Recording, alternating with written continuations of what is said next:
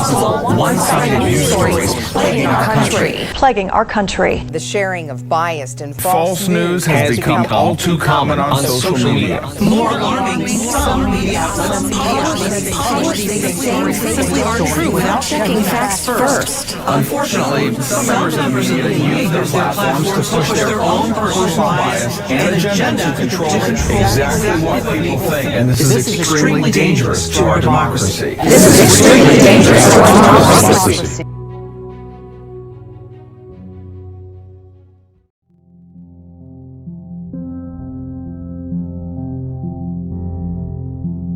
There's no question about the fact that Mockingbird is real. It started out paying journalists in major media, Pulitzer Prize-winning journalists, to print fake stories that the CIA wanted in the press and fake interviews. And this was revealed in the Church Committee. Do you have any people being paid by the CIA who are contributing to a major circulation American journal? We do have people who submit pieces to American journals. George H.W. Bush came out and finally made the statement about Mockingbird. Well, we're going to officially stop the Mockingbird program. The CIA will no longer pay journalists to write stories.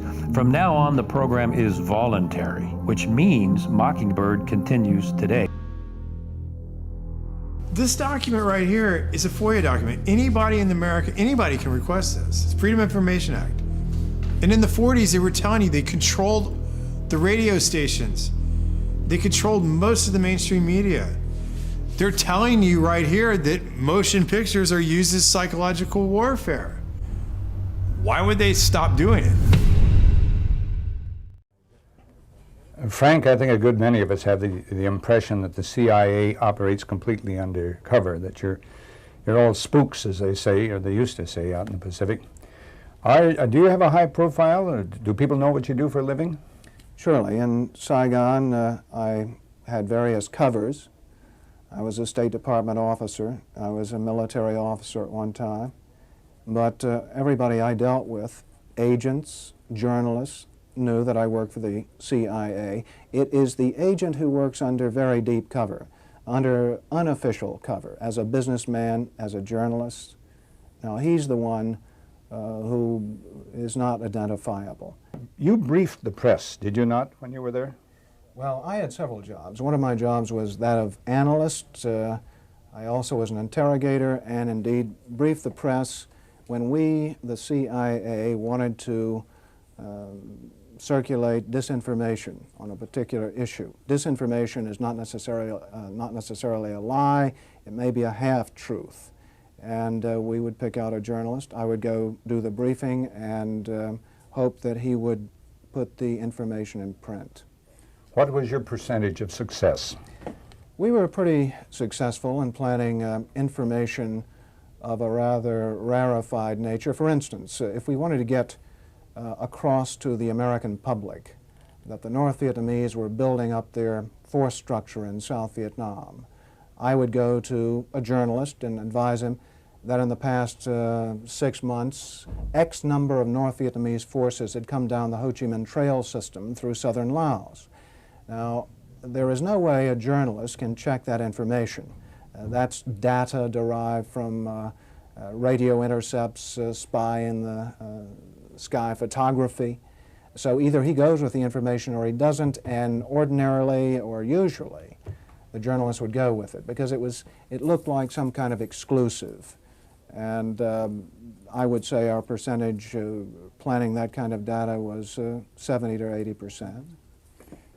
Can you recall the names of any of the correspondents you used in that manner?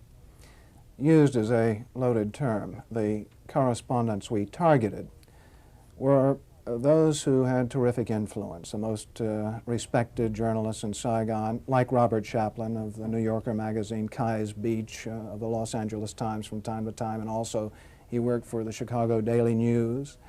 Bud Merrick of U.S. News and World Report, Malcolm Brown of the New York Times, even Maynard Parker of Newsweek magazine. Well, the objective of the agency in general is to generate intelligence and get it back to Washington, to get at the truth and make sure the policymakers understand it. When you plant disinformation, you are diverging from that objective, and I think probably in retrospect it was very counterproductive. I am, as an ex-CIA agent, opposed to the disinformation activities in which I was involved. I admit that I was involved, and I think it served no useful purpose. Propagandizing the American public or Congress is not the CIA's job.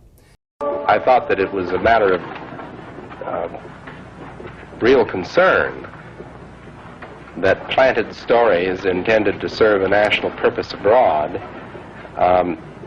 came home and were circulated here and believed here, because this would mean that the CIA could manipulate the news in the United States by channeling it through some foreign country. Do you have any people being paid by the CIA who are contributing to a major circulation American journal? We do have people who submit pieces to American journals. Do you have any people paid by the CIA who are working for television networks? This, I think, gets into the kind of getting into the details, Mr. Chairman, that I'd like to get into in executive session. Do you have any people being paid by the CIA who are contributing to the national news services, AP and UPI? Well, again, I think we're getting into the kind of detail, Mr. Chairman, that I'd prefer to handle in executive session. At CBS, we had been contacted by the CIA. As a matter of fact, by the time I became the head of the whole news and public affairs operation in 1954, ships had been established, and I was told about them and asked if I'd carry on with them. I think it was entirely in order for our correspondents at that time to make use of CIA agent chiefs of station and other members of the executive staff of CIA as sources of information which were useful in their assessments of world conditions. Would you say that continues today? Well, I would think probably for a reporter it would continue today, but because of all of the revelations of the period of the 1970s, it seems to me that a reporter's got to be much more circumspect in doing it now, or he runs the risk of at least being looked at with considerable disfavor by the public. I think you've got to be much more careful about it. In the early 1970s, Carl Bernstein and Bob Woodward blew the lid off the Watergate scandal, exposing the secret and illegal activities of President Nixon and his administration. In 1977, Carl Bernstein blew the lid off another government scandal known as Operation Mockingbird. Bernstein published the article in Rolling Stone outlining how America's most powerful news media worked with the CIA to create propaganda and mislead the public.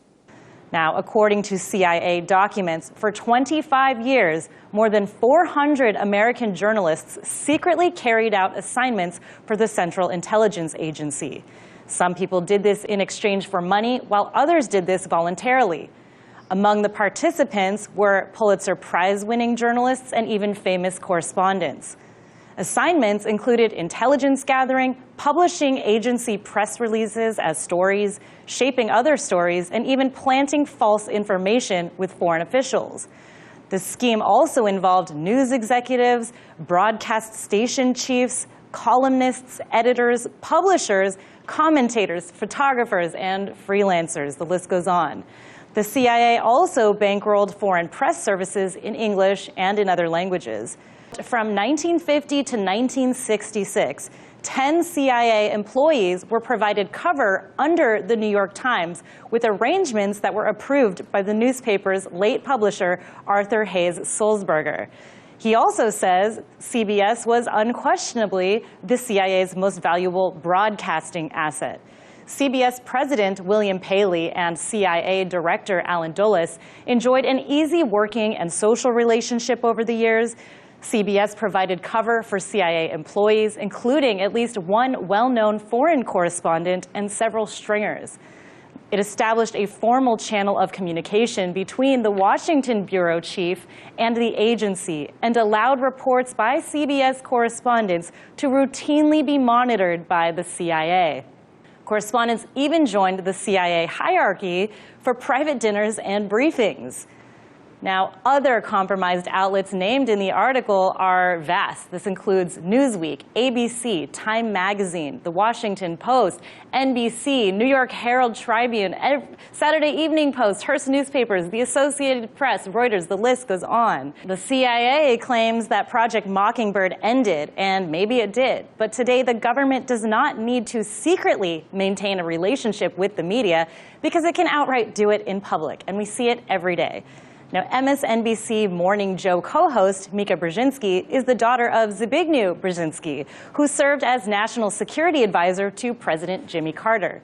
According to Bernstein's reporting, Zbigniew Brzezinski was part of a four-man CIA task force between 1964 and 1965 that explored ways to beam American propaganda broadcasts to China. Now, other government officials who appear regularly on MSNBC include President Obama's press secretary, Josh Ernst, and former CIA Director John Brennan. In addition, Obama's national security advisor, Susan Rice, has just been added to the board of directors at Netflix, which won 2 Oscars in the past 2 years for its anti-Russia and anti-Syria documentaries. And CNN, of course, is no better. Former Director of National Intelligence, James Clapper, and former CIA Director, Michael Hayden, are now regularly on CNN programs. The newest version of the 2013 NDAA included an interesting amendment. This amendment legalized domestic propaganda on the American public. You heard me right. The newest NDAA wasn't just reauthorizing the indefinite detention of American citizens. It also allowed the U.S. government to legally carry out misinformation campaigns against the citizens of this country. The CIA has already been infiltrating the biggest press institutions since the early 1950s. One has to look no further than Operation Mockingbird, a secret CIA campaign to spread disinformation and false stories to foreign governments during the Cold War. It did this by manipulating the media into focusing on propaganda, sabotage, and subversion. It was later revealed in congressional hearings that the CIA program consisted of literally paying off editors and reporters at most mainstream news outlets. The New York Times, CBS, Time, The Washington Post, Newsweek, AP, Reuters, and countless more. In one instance, a journalist named Joseph Alsop, who's alleged to have been one of the most prominent journalists working under Operation Mockingbird, wrote foreign affairs articles that appeared in over 300 publications. In the early 1980s, roughly 50 different companies owned 90% of American media. By 1992, that number had dropped to less than 2 dozen. And in recent years, that same 90% has fallen to just 6 major conglomerates. Although various mergers and layers of external control make this an inexact number, most of the big 6 hold interests in film production, cable and broadcast television, news, sports, music, and online streaming. So who exactly controls the media? As of 2015, the largest media company in the world by revenue is Comcast. According to the SEC, in 2014, they reportedly made nearly $69 billion. Like the other conglomerates, Comcast owns nearly every step in media production and distribution. In fact, Comcast is the single largest cable provider on Earth. Content is created through subsidiaries like NBC Universal, which is then broadcast over TV and the internet through Xfinity. Comcast is also a major internet service provider, covering more than half of all U.S. broadband customers. Even online streaming giant Hulu is jointly owned by 3 of the big 6. The next largest conglomerate is the Walt Disney Company, with reportedly roughly $48 billion in revenue. Disney has holdings in theme parks, movie studios, and diverse television networks such as ABC, A&E, and ESPN. They also own a number of legacy companies like Pixar, Marvel Entertainment, and Lucasfilms of the Star Wars franchise. The third of the big 6 is 21st Century Fox, which emerged in 2013 as a spin-off of Rupert Murdoch's News Corporation. Today, Fox makes about $32 billion a year and is predominantly focused on film and television, including Fox News Channel, which made nearly $800 million in ad revenue in 2014.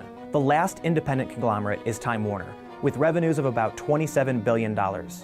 In the 1990s, they were the largest media company in the world, but an unsuccessful merger with AOL at the peak of the dot-com bubble made them lose nearly $100 billion in 2002. Since then, AOL and Time Inc., as well as Time Warner's entire cable division, have become separate companies. Because they are now unrelated, Time Warner and Time Warner Cable are the 4th and 5th largest media companies in the world, according to Forbes. Finally, the last two are CBS and Viacom.